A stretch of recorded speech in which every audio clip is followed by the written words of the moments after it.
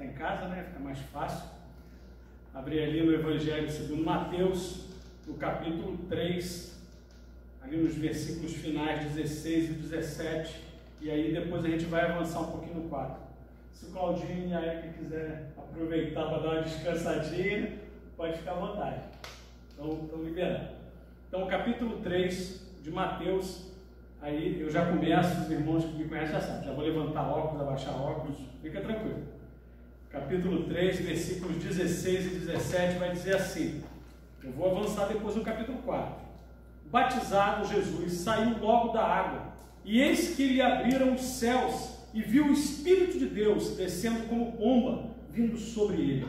E eis uma voz dos céus que dizia, este é o meu Filho amado, em quem me comprazo. Na sequência a gente já avança no capítulo 4, que vai dizer assim, a seguir, foi Jesus levado pelo Espírito ao deserto, para ser tentado pelo diabo.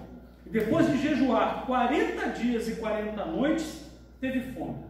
Então o tentador, aproximando-se, lhe disse, se és filho de Deus, manda que estas pedras se transformem em pães.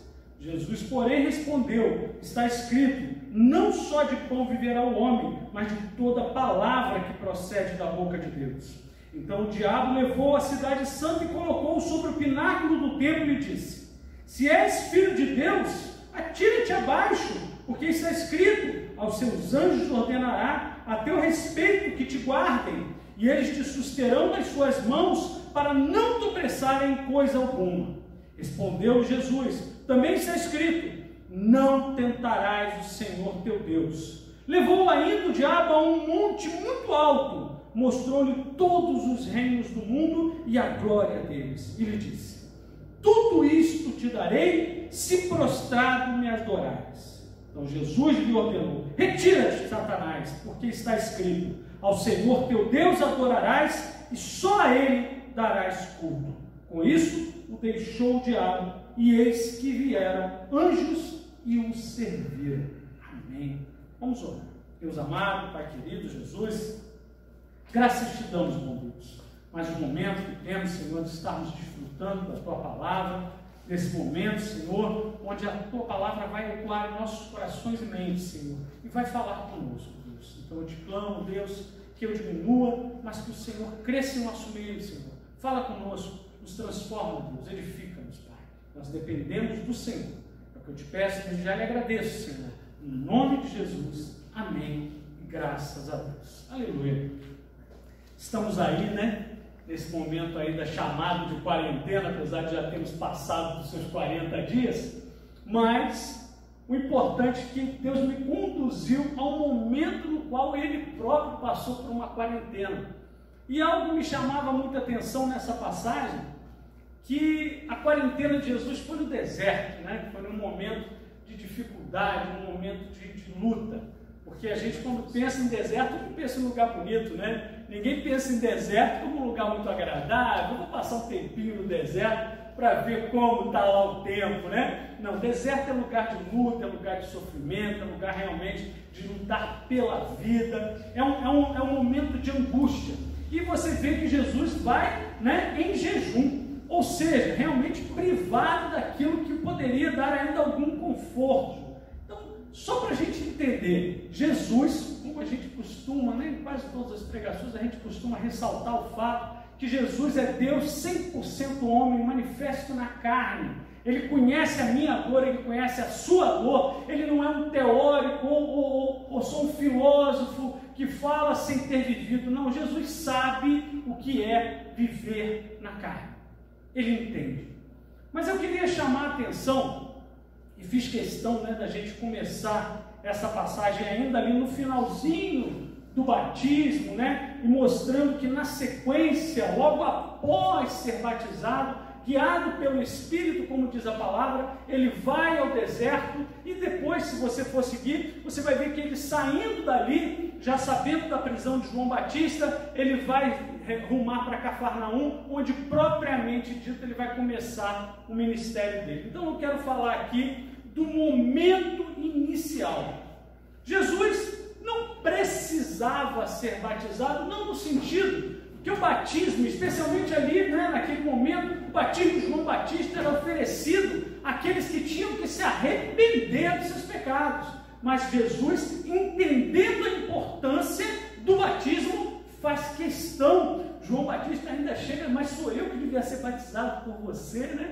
Mas ele faz questão, não é necessário que se cumpra, e é um sinal para mim, é um sinal para você e para todo aquele que é necessário que nós venhamos a nos arrepender dos nossos pecados, e é necessário que nós passemos pelas águas, onde ali nesse momento, assim como acontece com Jesus, no momento que sai das águas, uma voz dos céus, um sinal de Deus, faz que ele seja reconhecido como Filho de Deus. E para mim e para você, no momento que nós passamos pelas águas, nós deixamos o velho homem ali e renascemos, onde diante da igreja nós damos testemunhos que agora sim nos fizemos, pelo poder e pela graça de Deus, filhos de Deus.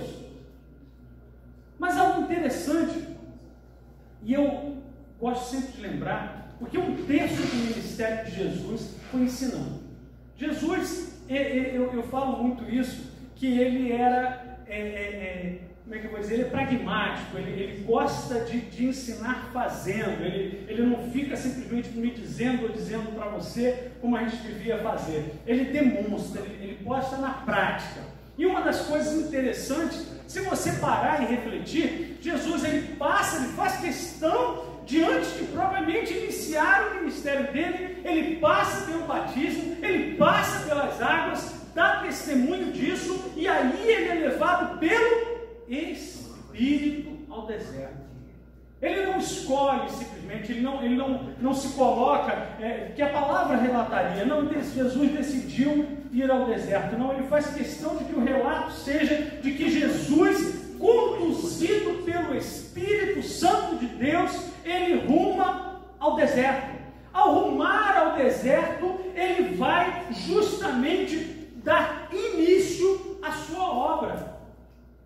Mas a obra começa, não é simplesmente já falando, ele não começa simplesmente pregando, ele começa vencendo o diabo, vencendo o vil tentador, como é apontado. Ele começa vencendo as dificuldades, primeiramente na carne, porque a palavra vai dizer, né, que a carne é fraca, mas o Espírito está pronto. E aí você vai ver que Jesus, sendo Deus, manifesta o homem, Senhor de tudo, com toda a autoridade, eis que ele estava no momento caminhando pelo deserto. Uma situação tão atípica e tão inesperada que o próprio inimigo vai questionar se aquele homem que estava ali no deserto, se verdadeiramente era o Filho de Deus. E isso acontece comigo e com você. Talvez você não esteja percebendo. Mas por muitas vezes nas nossas caminhadas, nós somos levados a desertos. E esses desertos têm sempre um pendido de um diabinho ali escondido que vai colocar em xeque se eu e você somos verdadeiramente filhos de Deus. A tentação vai sempre vir. Você vê que primeiro a Bíblia vai dizer que Jesus teve fome. E aí veio o diabo, e eu gosto de chamar a atenção que ele não vem com pão. Ele não traz o pão, ele traz uma historinha. Porque o diabo é bom de contar historinha. Ele vem com a historinha: se és filho de Deus, transforma essas pedras em pães. Você não vê ele transformar nada, ele não vê ele fazer nada, não vê ele trazer o pão. Mas ele vai contar uma historinha e vai colocar Jesus em uma sinuca, né, como nós dizemos. Mas algo interessante, como eu disse, Jesus pragmático e mais do que tudo, ensinando a mim, ensinando a você, Jesus não resolve o problema com um mover sobrenatural. Antes, Jesus resolve como eu e você devemos resolver, que é pela palavra, e 2, pela confiança em Deus, com fé. Com fé. Quantas das vezes, e agora mais do que nunca, quando estamos realmente ficando em casa, quando estamos cerceados pelo medo da enfermidade que ronda hoje, não somente o Brasil, mas rondo o mundo, nós ficamos tolhidos e fracos justamente aonde? Fracos justamente na carne. E aí você vai ver o vil tentador, como vai dizer, né, a palavra, né? Se és mesmo filho de Deus, saia! Se és mesmo filho de Deus, você vai estar com medo do vírusinho? Mas a palavra vai dizer que a gente não vai tentar o nosso Deus. Nós não vamos tentar o nosso Deus. Nós vamos agir conforme o exemplo de Cristo. E aí você vai ver que ele continua. Ele ainda vai tentar, né, conquistar Jesus de várias formas. Ele ainda vai mostrar ali todos os reinos, né? Depois ele vai mostrar o mundo inteiro ali. E algo que às vezes a gente não percebe, e eu gosto às vezes de chamar, que todas as respostas de Jesus são do Antigo Testamento. Ele cita ali Deuteronômio, ele vai citar, o próprio diabo vai citar Salmos, né? E tudo meio que fora do contexto, né? Porque na primeira tentação do pãozinho, o diabo nem usa da palavra, mas quando vê que Jesus responde na palavra, ele começa a mostrar que ele também sabe da palavra. E isso a gente tem visto também hoje, e muito tem me preocupado. Eu tenho até conversado com alguns irmãos, algumas irmãs, onde na busca de uma palavra de consolo, na busca de uma palavra de levar a nossa moral mesmo, a gente tem ido aí para a facilidade da internet, né? E aí a gente aí começa a ir, aí está aparecendo ali toda sorte de ditos mensageiros, toda sorte de ditos pregadores, e estão trazendo uma série de ensinos, né, tortos, ainda que fale o versículo corretamente, mas normalmente o coloca fora de um contexto, e não bastasse, ainda há o risco de você ainda ver uma boa mensagem, mas por trás daquela boa mensagem haver uma instituição falha, haver uma instituição que não faz a obra de Deus, que muito pelo contrário está fazendo a obra do inimigo nesse mundo. Eu costumo dizer que até um relógio quebrado consegue estar 2 vezes certo no dia. Então não é porque uma coisa não presta que ele nunca vai falar o certo. Falar certo não quer dizer que aquela instituição, aquela crença, aquela coisa está correta. Volto a dizer, se você pegar aqui esse momento aqui, quando o diabo diz assim, que está escrito que aos seus anjos ordenará a teu respeito que te guardem, e eles te sustentarão nas suas mãos, para não tropeçar. Isso é o Salmo 91, versículos 11 e 12, se eu não me engano. Isso é o Salmo 91, ele vai pegar, vai colocar Jesus no alto de uma torre, e ele quer que Jesus pule de lá, porque se ele tem fé, os anjos vão segurar ele. Não é isso que a palavra vai ensinar. E isso também gosto muito, porque Jesus vai dar uma demonstração, especialmente ao pegar o Antigo Testamento e trazer dentro do seu discurso no Novo Testamento, nós vemos a importância da compreensão do texto bíblico e do seu sentido prático.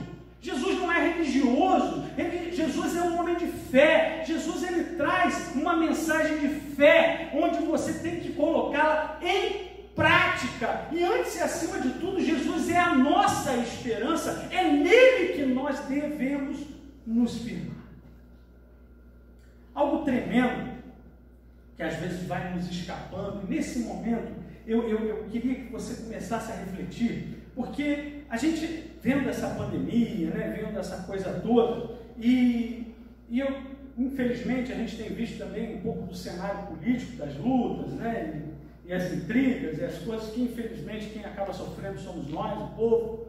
Mas algo interessante dentro da própria palavra do diabo, né? Quando ele vai dizer que tudo isso, né? Ele chega a um ponto, quando ele leva um monte muito alto, e ele vai dizer todos os reinos do mundo e a glória deles, e ele diz, tudo isso te darei se prostrado me adorares. Aí a gente tem ouvido, né? Porque lá em João, se eu não me engano, eu até notei, em 1 João 5,19 vai dizer que o mundo jaz no maligno. Aí a gente já, pronto, o mundo já era, o mundo jaz no maligno, o mundo é do diabo mesmo, o diabo já estava dando para quem pudesse, ele já estava negociando mesmo. Só que não é assim, não é assim. Para você ter uma ideia, em 1 Coríntios 10:26, vai dizer que a terra e tudo que nela há pertence ao Senhor. O que jaz no maligno é justamente o sistema, é justamente a corrupção, é justamente a parte hedionda do mundo que nós havemos na mão de homens do mal, homens corruptos. Nós vemos que isso advém do próprio diabo. Mas o mundo e tudo que nele há pertence a Deus. Eu pertenço ao Senhor, você pertence a Deus. Não se entregue, não assuma a maldição como se o diabo tivesse autoridade e poder sobre essas coisas. Infelizmente, eu ouso dizer para você que muito da enfermidade que a gente está vivendo hoje, isso não veio do céu. Isso é consequência do mau uso de tudo, seja do mau uso da ciência, seja do mau uso da medicina, seja do mau uso da higiene, seja de onde ter vindo, mas isso não provém do Senhor. Ainda que quando a gente fale, são sinais da consumação dos tempos. Mas esses sinais não são imposições de Deus, não é Deus lançando os sinais sobre o mundo. Deus nos alertou que isso ocorreria e de que esses são os sinais da consumação dos tempos. Nós devemos estar ligados, nós devemos estar focados em nosso Deus. Ainda que estejamos, como vai dizer o Salmo, passando por um vale de sombra de morte fala de ameaça, fala de possibilidade, ainda que estejamos passando por um vale assim, nós não devemos temer mal algum. A palavra de Deus vai dizer que a gente não deve temer aquele que pode matar a carne. Antes devemos ter temor no sentido de respeito, aquele que pode realmente matar a nossa alma, aquele que tem toda a autoridade, todo o poder. Antes devemos olhar para Deus e não para os homens e para as enfermidades e para as aflições desse mundo, como já foi dito em inúmeras mensagens. Nesse mundo teremos aflições? Teremos sim, mas Jesus, Ele fala para mim, Ele fala para você, tem de bom ânimo, ter bom ânimo é ter alegria, é ter alegria. Aí a gente fica, é muito confuso, eu entendo, é muito confuso. A gente fica pensando que quando a palavra diz que o Senhor Jesus, Ele nos dá a paz. Nós, inclusive, cumprimentamos os irmãos com a paz de Cristo, porque a Bíblia vai dizer que Ele nos dá a paz, mas não como o mundo a dá. O mundo dá uma paz em ausência de conflito. É muito fácil, irmãos, é muito fácil ter paz no meio de todo mundo em paz. É muito fácil você realmente não ter aflição, não ter nenhum tipo de agonia, quando nada está acontecendo. Mas quando há e está havendo nesse momento uma grande comoção mundial, um grande rebuliço, mas nós devemos buscar no Senhor a nossa paz, no Senhor a nossa alegria, o bom ânimo que Ele nos oferece, que antes e acima de tudo é a certeza de que somos com Ele, mais do que vencedores.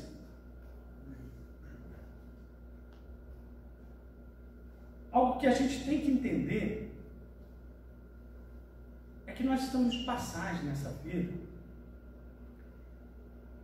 Inevitavelmente, como até a epígrafe do texto diz que a tentação de Jesus, em alguns, eu já li em alguns lugares, as provações do Senhor Jesus, nós somos postos, eu e você, e todo aquele que nele crê, querendo ou não, movidos muitas das vezes pelo Espírito, somos colocados à prova. Somos colocados à prova, porque a própria prova é a obra de Deus. Deixa eu ser mais claro.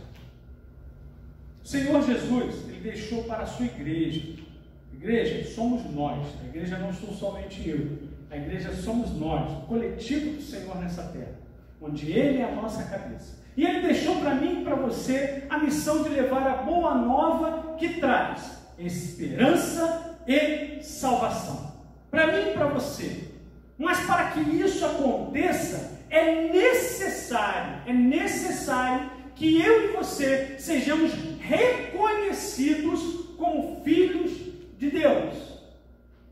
Aqueles que nos olham têm de ver em nós a luz do Senhor. Aquele que nos olha tem que reconhecer o sal de Cristo em nós. É algo que foi dado a mim e a você, uma missão, uma responsabilidade. E ainda que às vezes a gente ache que não está preparado, ainda assim, o Espírito Santo de Deus vai nos conduzir a regiões desérticas. Às vezes a gente vai chamar que está passando pelo vale, né? O vale também tem o mesmo sentido muitas das vezes que o deserto no contexto bíblico. É lugar de provação, é lugar de realmente encarar a dificuldade, mas também é o lugar onde a gente conhece a vitória. Quem não passa por prova não é aprovado. Princípio básico, mas a gente às vezes esquece. Não quero me alongar muito. Uma reflexão breve, e eu acho que você já entendeu. Onde realmente o que eu estou falando para você é que o Espírito Santo de Deus, ele não me abandonou, ele não abandonou você, ele tem tratado de mim e de você, ainda que quando eu olho para um lado, quando eu olho para o outro, tudo que eu estou vendo é deserto.